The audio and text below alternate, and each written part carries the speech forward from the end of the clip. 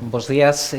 Comezamos agora un diálogo sobre o sector forestal, entendido como unha potencial panca de desenvolvemento económico e territorial, interpretado en base a tres elementos. Vou ir moi rápido porque temos pouquiño tempo, pero hai tres cuestións que nos fan pensar no sector forestal como un terreo de debate interesante e fundamental.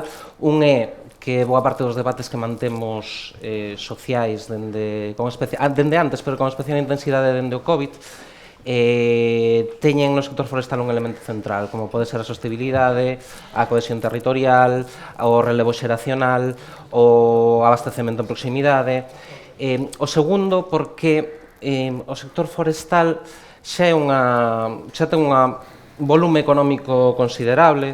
O último informe de Xera, se non recordo mal, 2022-2023, falaba de 1.000 millóns en taboleiro e pasta, 500 millóns rematantes e serradoiros, 100 millóns biomasa, 600 millóns a segunda transformación. Xa é un volume importante, pero sempre ollamos pola súa potencialidade. Sempre pensamos que é un terreo onde temos marxe de mellora, onde o podemos transformar nalgo mellor. De feito, está o Plan Forestal sobre a mesa, dende hai vixencia de 5 anos, máis ou menos. E ese é outro dos motivos. Hai un elemento de actualidade para falar do sector forestal. Un é a vixencia dese plan forestal, que é un camiño común, unha estrategia consensuada de cara a onde nos diriximos. Outro é a última vaga de incendios, a peor do século, que sufrimos este verán. E outro é, por exemplo, a moratoria do eucalipto, que estamos a debater recentemente. Fálanos das ferramentas que empregamos para chegar aos obxectivos que nos marcamos, os obxectivos comuns. E sobre iso imos falar. Estruturei en tres eixos o debate, en tres grandes temas que penso que nos van dar, veredes que dialogan entre sí, e que penso que nos van dar para falar de todos estos de maneira transversal, pero que serían as potencialidades, o ordenamento do territorio e a industria. E xa comezamos. A miña primeira pregunta vai ser por utopías, que sei que lles gustan a todos, ou por horizontes, polo menos, por que proxecto común temos, cada un dende os vosos eidos, dende o voso coñecemento, que monte queremos, que proxecto a 2040 temos, ese que nos debuxa o plan forestal. Como pensades, como queredes o monte galego, o sector forestal?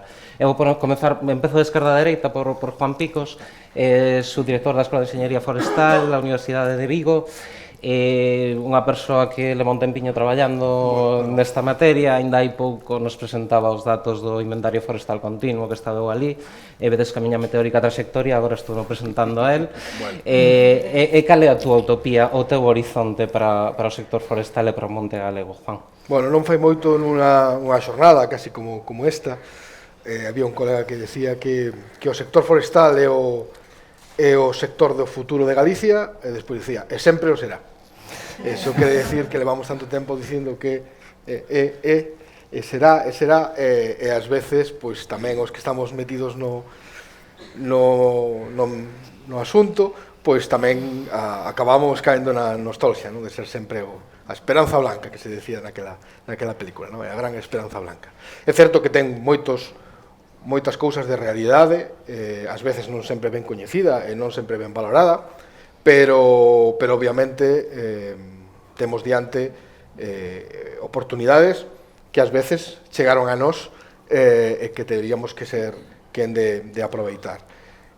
É un pouco vencello a túa pregunta a ese traballo que se fixo no plan forestal. Eu creo que se estuveran 5 anos ou así, tratando de dibullar algo e consensuar algo que finalmente se aprobou. Eu creo que temos aí unha boa folla de ruta, e sobre todo unha folla de ruta que tamén ten os seus hitos intermedios que hai que valorar, que hai que ir midindo e que se poden ir revisando. Eu creo que repreguntarnos permanentemente que é o que temos que facer cando xa consensuamos unha lista non pequena de deberes, pois eu creo que tamén nos fai desviarnos do asunto. Creo que deberíamos empezar a tentar axustarnos a eses compromisos, chegar aos fitos de revisión, avaliar que se fixo, que non se fixo, por que non se fixo, ou se é necesario outra cousa, pero non estar permanentemente reinventando un sector que o que necesita é unha certa estabilidade e un rumbo. Alfredo Fernández Ríos é o director da Axencia Galega da Industria Forestal. A Axencia Galega da Industria Forestal é unha ferramenta unha entidade moi interesante, creo que foi moi ben acollida no seu momento no sector, porque permite traballar coas empresas en elementos moi especializados da propia cadea de valor. Penso que nesta trayectoria que se falou agora no marco da Consellería de Economía, nestes anos fixo un traballo moi interesante coas propias empresas, traballando directamente con elas. Alfredo tamén se pregunta por utopías, xa me di Juan que só está no papel, que non enrede, entón non enredo moito. Vamos ben nese camiño?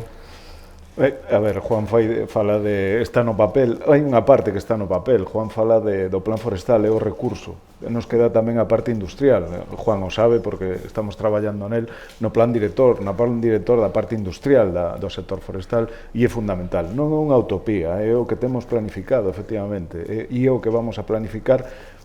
Como dixo Juan, e eu o repito, sí que é verdade que temos unha serie de retos, pero tamén oportunidades que as hai que aproveitar. Temos unhas oportunidades abertas importantísimas de cara a novos produtos, a utilización da madeira na construción, e o temos que aproveitar.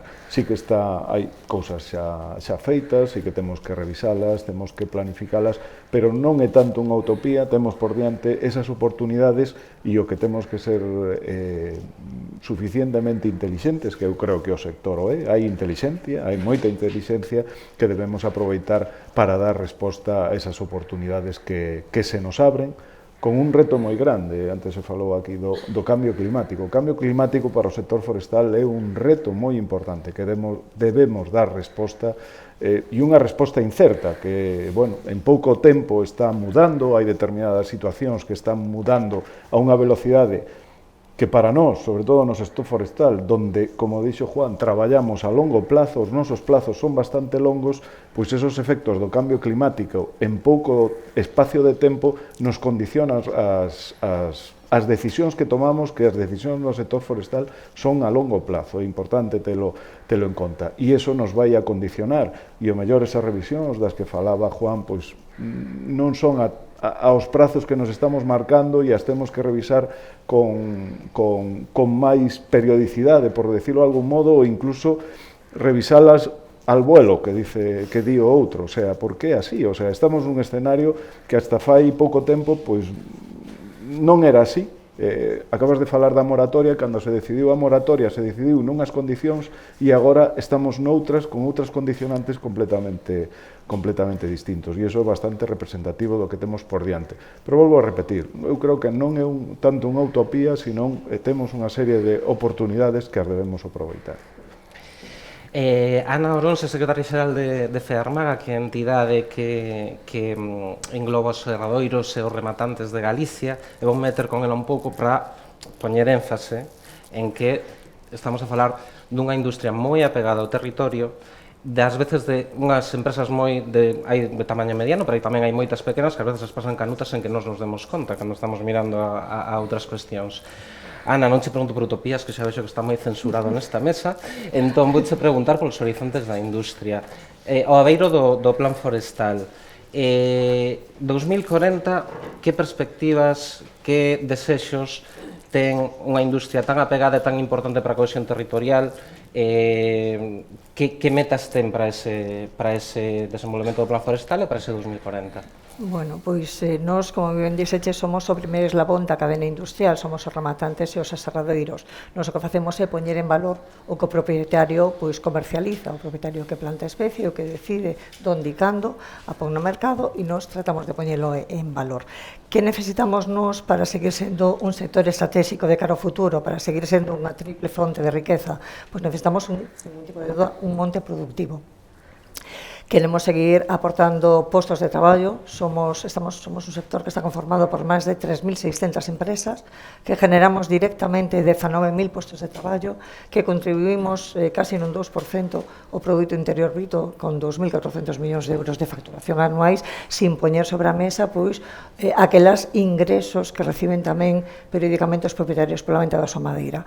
Entón, se queremos seguir sendo un sector estratégico, se queremos ser un tecido fundamental para o medio rural galego, ten que pasar inexcusablemente por un monte productivo. Temos unhas capacidades inmellorables para a produción de madeira, temos un tejido industrial con coñecemento, con historia e con moitas oportunidades de futuro para seguir sendo unha fonte de riqueza e non debemos desaproveitalo. Temos que ser quen de poñer en valor o monte galego e iso pasa por plantar especies productivas.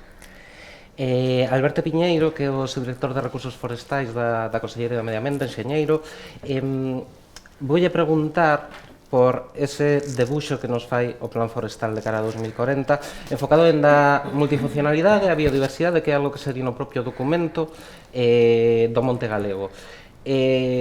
Podes nos facer un mapa? Como temos debuxado ese monte que queremos en 2040? Bueno, pois...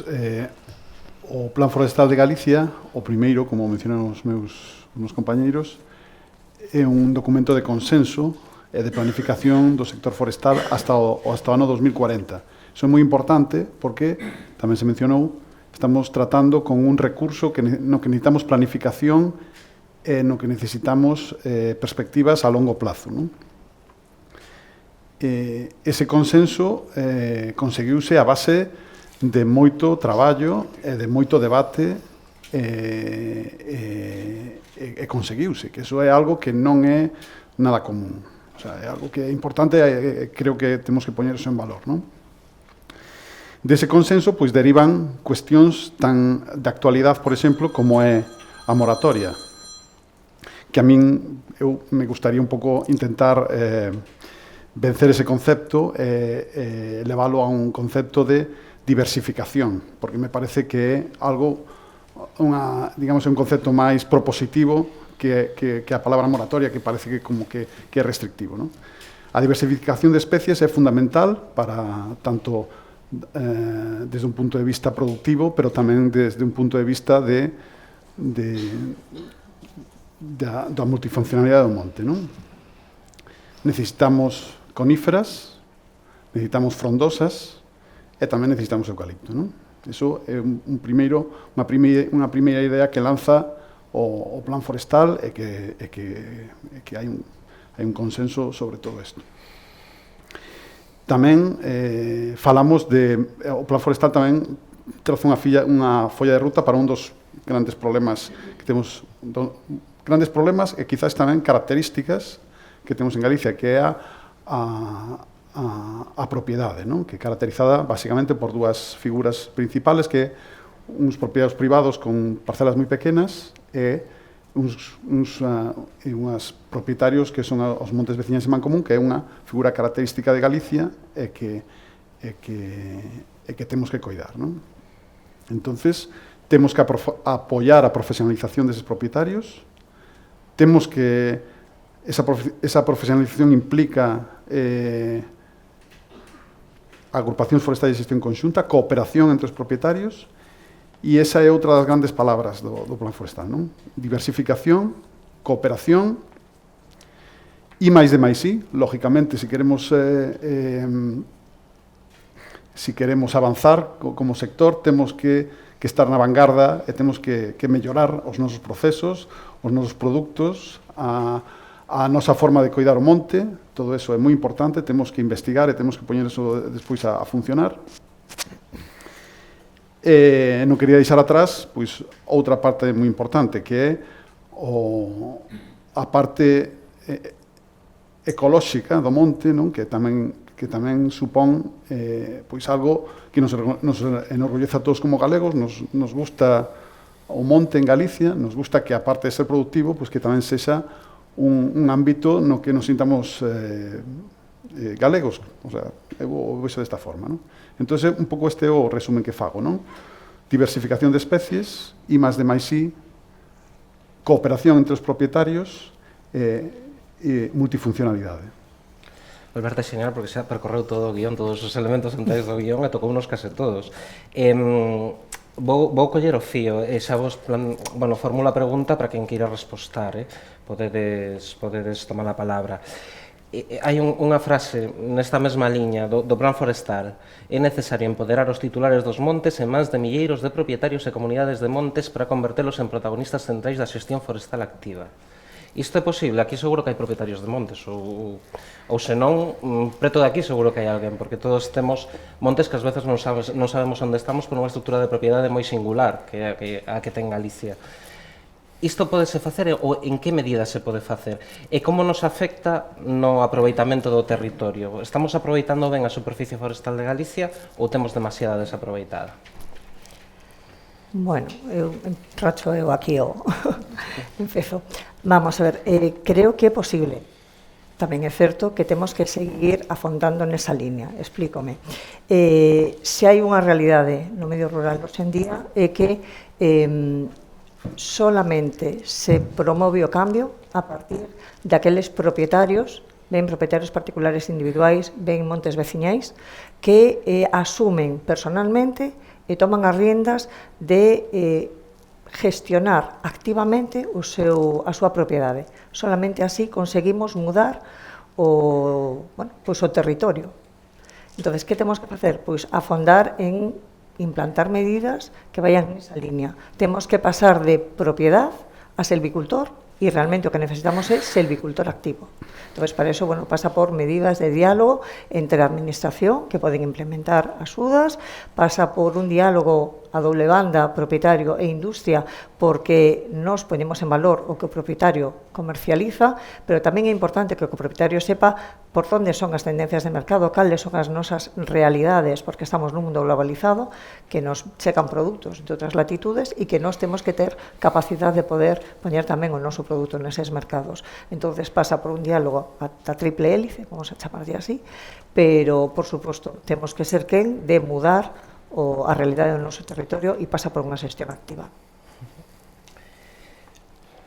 Bueno, por poñer uns números, xa que algunhas das cousas que fixemos no traballo do Inventario Forestal Continuo de Galicia, tamén en cooperación co Instituto Galego de Estadística, foi analizar 52.000 titulares catastrales dentro da nosa rede de inventario, e digo titulares catastrales, porque tamén hai que entender que temos ás veces un salto titular propietario, que é o que tenga posesión e non a propiedade documentada, é dicir, temos aí moitas cousas que aclarar, pero sobre os titulares catastrales, que sería información administrativa que obra, casi o 44% estaban en categorías, digamos, de difícil caracterización. Hai casi un 10% de titulares que aparecen mortos, como mortos, persoas fallecidas, e que non han sido sustituídas no caso do catastro. Aparece tamén unha parte grande fora de Galicia, pero tamén aparece máis dun 10% de xente que está sin NIF ni siquiera no catastro, probablemente proceden de titulares moi antiguos que ni siquiera se acreditaron.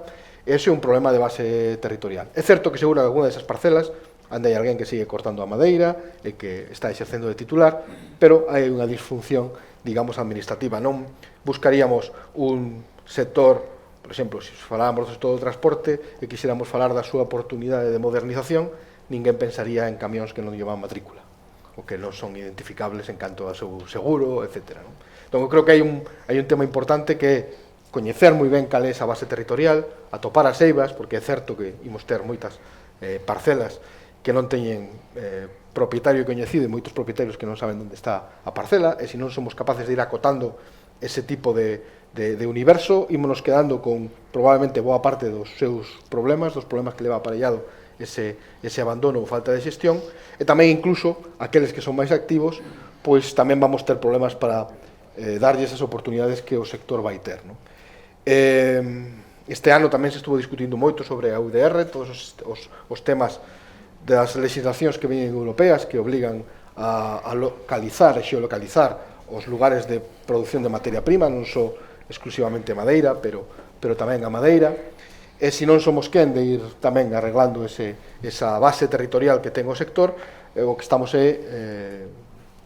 barrendo baixo a alfombra para o futuro, porque o futuro, cando ese propietario vai a vender a madeira, se plantou en condiciones non axustadas á lei ou incluso non ten ben documentada a propiedade, pois o mellor vai toparse que vai ser unha madeira que non vai poder entrar no mercado, porque o DR, agora estamos falando de que meses ten de plazo para aplicar, pero dende que ti plantas árbore hasta que vas cortar, estou seguro que algún deses sistemas nos vai a obligar a facer esa trazabilidade dos produtos cara atrás. Se non somos capaces de ir arranxando ese problema, o que estamos avanzando para diante e o mellor despois atopámonos con problemas que van a afectar aos propietarios, ás industrias e mesmo á comunidade autónoma para poder poñer produtos no mercado. É unha mellora da productividade e da xestión pasa necesariamente por a incorporación de novos silvicultores.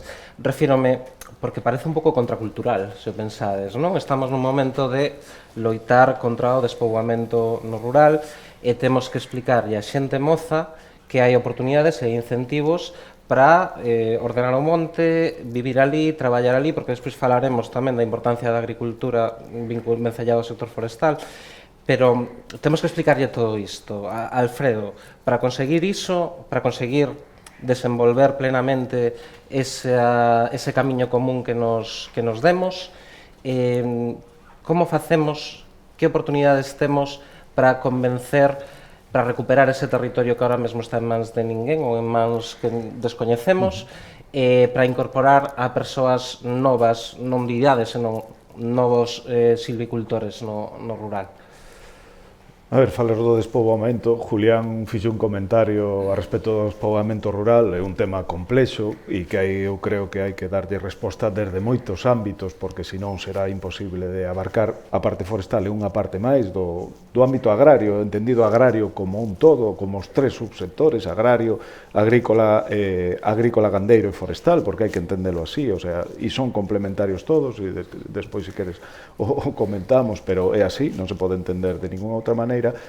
Na parte forestal, desde logo que atractivo, si a xestión forestal é atractivo.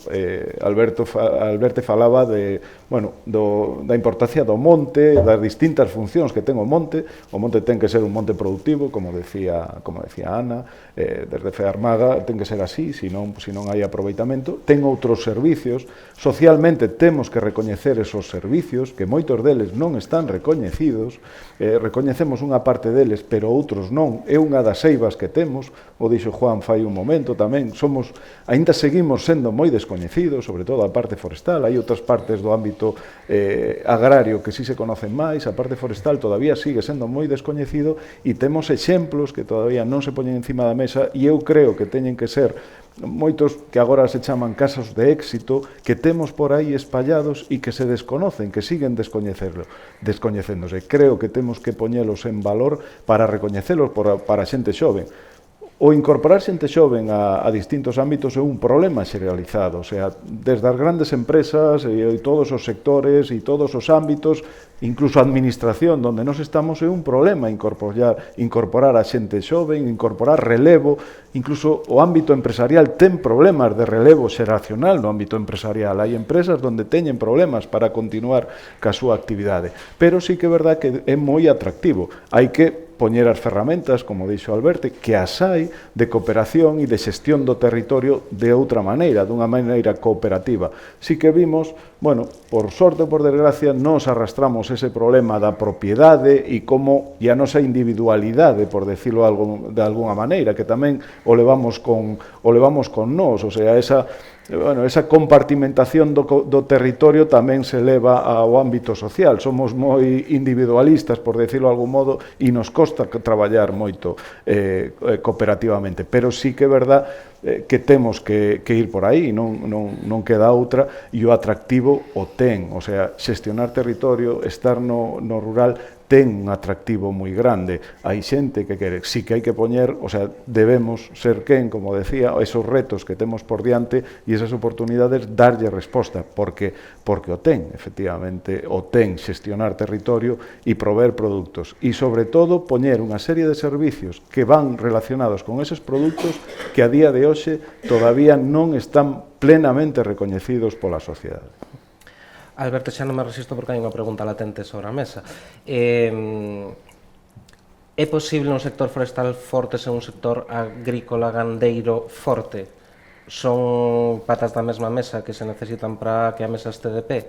E xa de paso, como de importante, así se introduce outro elemento, como de importante é ter un sector gandeiro agroforestal forte á hora de afrontar unha tempada de lumes, unha tempada de incendios?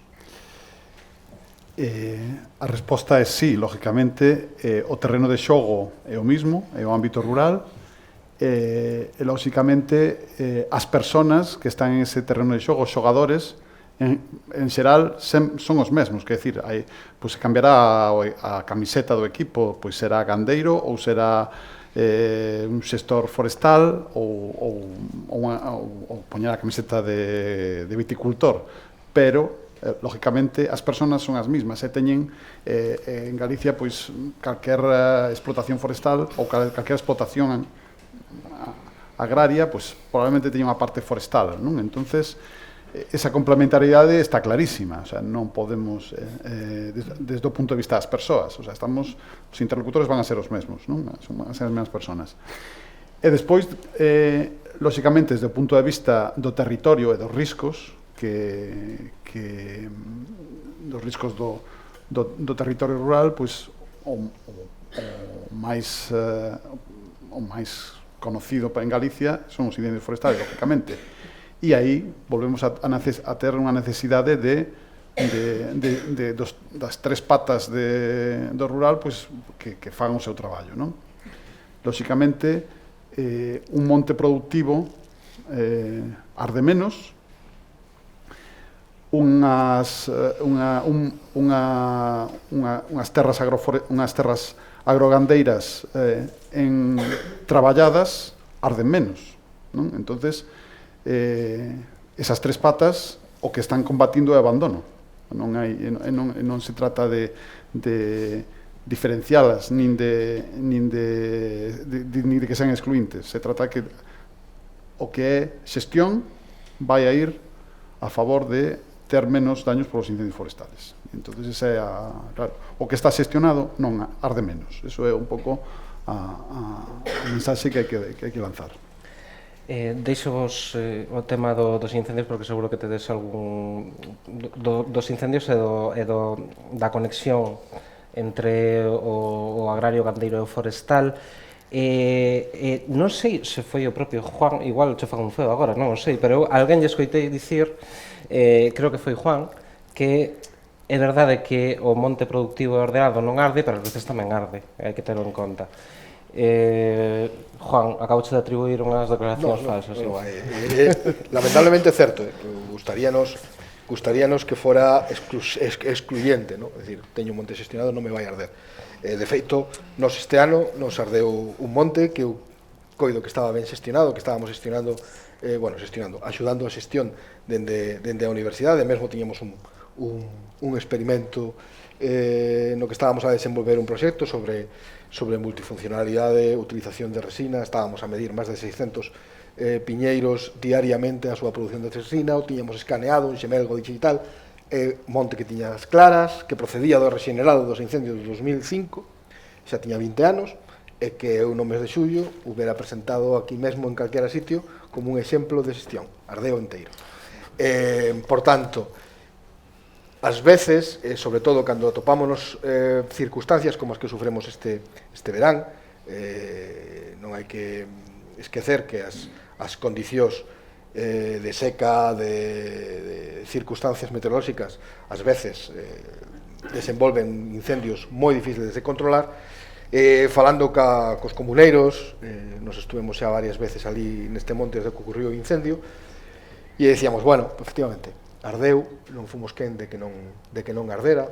Tamén é certo que naquela altura pois unha parte dos medios estaban a defender pueblos, seguramente unha brigada ali hubiera feito un bo traballo, hubiera tido oportunidade de defender o monte, por circunstancias obvias non estuvo ali, e ás veces estábamos falando con eles dicindo, bueno, o tema non é se arde ou non, que ás veces non podes elexilo, é como arde, é como vai ser quen de recuperar. Que é certo que é como decirlle a alguén, o teu pai morreu, pero al menos non sufriu, é unha mala noticia, pero é certo que ás veces non é todo o blanco ou negro, conseguimos que non arde, é imposible que arda, non, pode ocurrir, e cando sean estas circunstancias pode ocurrir, e temos exemplos lamentables.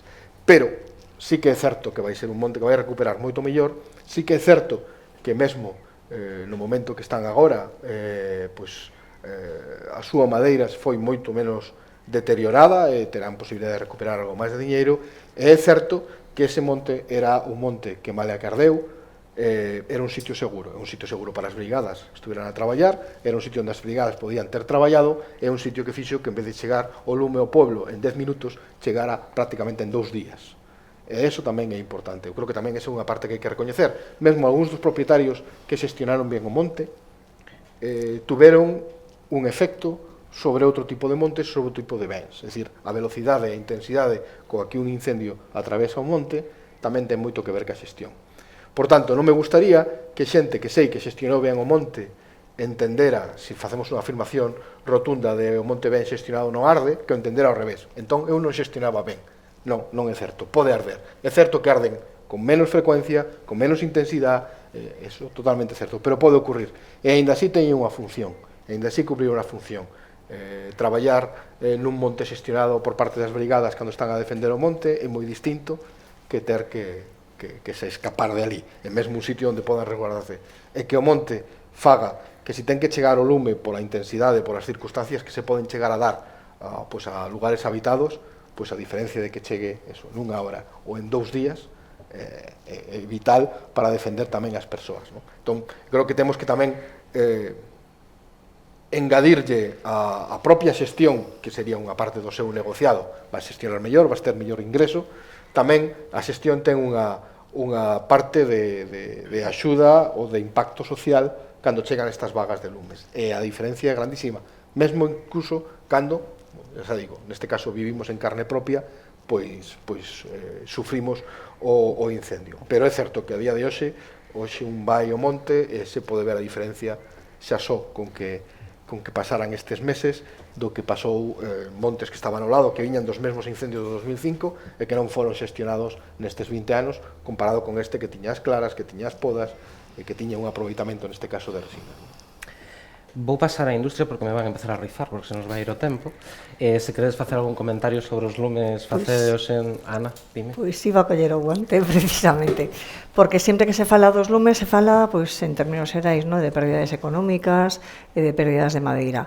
E a mí me gustaría poñer o foco noutro impacto no que non se fala habitualmente, e é o efecto desmotivador, desincentivador que os lumes teñen cara ao propietario forestal e cara a ser o medio rural, o monte, un medio, unha oportunidade de futuro para atraer a persoas que queiran vivir do rural.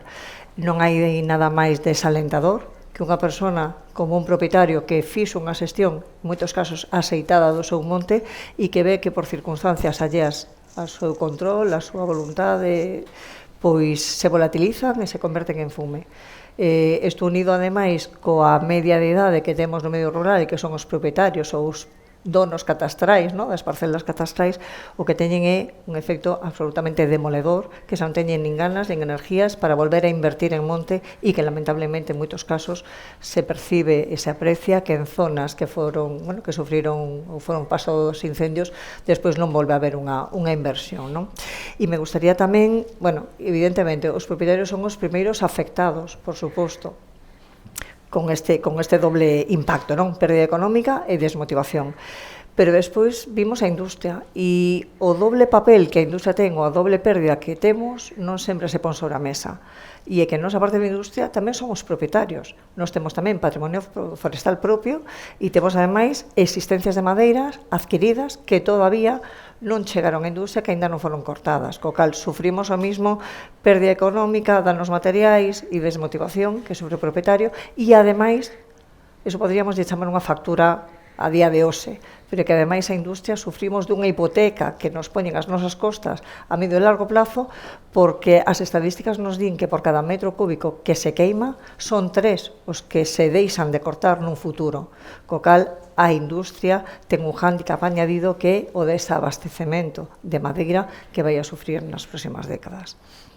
Hai un elemento que é moi curioso do sector forestal, que son os tempos do sector forestal, non? Os tempos do sector forestal parecen ir contra nós, os medios de comunicación, que queremos todo agora xa, por favor, rápido, e contra a veces as propias dinámicas productivas, non? Porque ás veces un investimento a longo prazo non é tan corrente, tan común. Pero vou á industria, e fago xa a última pregunta, veredes que vai ser ampla, así, porque non me dá tempo. Pero bueno, quería vos preguntar dous elementos como mínimo, a ver se teño máis cousas, pero dous elementos como mínimo. Un era o plan forestal, outra vez, volvo de novo á folla da ruta común, ten unha parte do seu orzamento moi importante a innovación. Quería preguntarvos onde se está traballando e onde se vai traballar. Alfredo, ti aquí sabes moito, axúdanos. E outro elemento que vos ia preguntar era polas frondosas, a parte do noso monte que son frondosas, e que non percibimos o seu aproveitamento económico do mesmo xeito que na pasta de papel ou no eucalipto, quero dicir, ou nas coníferas, que temos como moi presente como se está aproveitando a nivel industrial e a nivel de transformación, e nas coníferas non tanto, bueno, falarei ben hoxe, nas frondosas non tanto. Explicádenos como funcionan, como se está a traballar aí. Estes dous elementos, Alfredo, empezo por ti. A ver, no que comentas da investigación, da innovación, sobre todo, aí hai, vamos, se está poñendo foco en dous ámbitos. Hai que, por un lado, temos a parte do recurso, temos que traballar en temas de innovación, de investigación e innovación na parte do recurso, e despois hai outro tema que é a investigación e a innovación na parte industrial. As dúas van moi ligadas, e hai que entendelas así. Non foi así no pasado, sino que en algún momento esas partes iban desligadas, hai que entendelo así, porque todo o que se produce ten que ter unha transformación industrial e unha valorización, canto máis mellor. No ámbito do recurso, co que estamos traballando se están priorizando ou vamos a priorizar as coníferas, é fundamental. As coníferas, como dixen antes, están nunha situación complicada polo cambio climático, e hai que dar unha resposta para que? Para que a parte industrial que consume coníferas poida seguir dispoñendo de recurso do que hai e no futuro. Como decíamos antes, as decisións son a longo plazo e nós traballamos con longos plazos, 30, 35, 40 anos. E que é verdade que no momento no que estamos, que todo é inmediato, temos que ter resposta inmediata a todo, pois debemos dar unha serie de pasos nese eido para ter resposta de cara ao futuro. Pero sí que é verdade que, claro, non se lle pode vender a nadie algo a 30 ou 35 anos, pero sí que estamos traballando para ter cousas a corto, medio e longo plazo para dar resposta pois á parte das coníferas que son prioritarias ahora mismo por a situación na que se atopan, efecto directo do cambio climático, pero sin esquecer, como dices, as frondosas tamén, que as frondosas forman parte, é unha superficie moi importante, segundo os datos do inventario, é a superficie maioritaria en Galicia, está representada por as distintas frondosas que temos, son máis de 630.000 hectáreas ou dese orden que temos, donde están pois as carballeiras, os soutos, os castiñeiros, as masas mixtas, as formacións de ribeira, todos esos elementos que teñen unhos usos moi distintos, despois falarei un pouco de elo, e que é a segunda pata que temos que seguir apoiando na parte da innovación e da investigación, na parte do recurso. E por outro lado está a parte da transformación industrial, donde, bueno, pois aí sí que temos unha serie de apoios, tanto nós como IGAPE, e donde vamos a traballar para dar resposta un pouco, falaba antes do plan director da parte industrial, aí está recollida boa parte desa, donde, bueno, pois hai unha serie de tendencias que temos de cara ao futuro, en canto a digitalización, a descarbonización, novas economías ou novos mercados emerxentes que hai que dar resposta, e aí hai que estar atentos, e aí pois esa parte, ou incluso novos usos da madeira e novos produtos, e dar resposta a esas novas necesidades. E na parte das frondosas, como dis, que é outra parte que non podemos olvidar, sí que estamos dando pasos. Sí que a verdade é que as frondosas Nos temos unha superficie moi ampla, pero moi variable. Temos desde plantacións de frondosas, de castiñeiro, de distintos carballos, pero despois temos outra serie de superficie, onde é unha superficie onde non se fixo prácticamente xestión, se está traballando en ver que tipo de manexo hai que facer desas masas, que tipo de tecnoloxía temos que incorporar, porque non, por desgracia non temos man de obra para facer moita manipulación neses traballos, co cal hai que incorporar nova tecnoloxía para poder facer os aproveitamentos desas masas e despois caracterizar os produtos que se poden obter desas distintas formacións, pois ben sexa castiñeiro, ben sexa carballo, tela caracterizada para saber os usos. Hai moitos usos, desde o uso da madeira para mobiliario, o uso de madeira para distintos produtos ou incluso o tratamento químico desa madeira para obter distintos produtos. Sí que aí hai un camiño importante que facer, pero sobre todo para que? Para xestionar esas masas que moitas delas están prácticamente, por non decir que non teñen xestión, pero esa xestión é unha xestión que hai que, por decirlo de algún modo, estandarizala ou tecnificala para poder facer un aproveitamento. Xa te digo, sin olvidar o resto de grupos onde hai que seguir avanzando, ou incluso na parte da transformación química da madeira en algún outro grupo de especies onde é necesario incrementar o valor desas producións que temos. 40 segundos nos quedan. Queres dicir algo? Non hai preguntas xa, non? Ou sí? Non hai preguntas, sinto moito. Pois nada, xa está, vou facer como na tele, non se vayan, esperen despois da publicidade, que ven agora o director de Economía Digital, Julián Rodríguez, vai facer un diálogo con María José Gómez, Conselleira do Medio Rural. Gracias.